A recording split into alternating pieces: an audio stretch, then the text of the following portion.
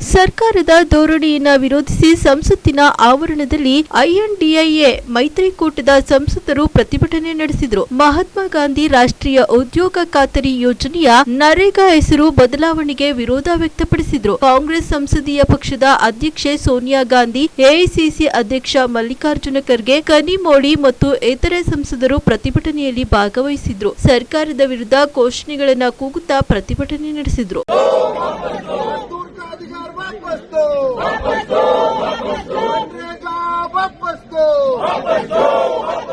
गरीबों का अधिकार छीनना बंद करो, अरे मनरेगा वापस दो, सोनिया गांधी वापस दो, मजदूर का अधिकार वापस दो, मनरेगा जिंदाबाद, मनरेगा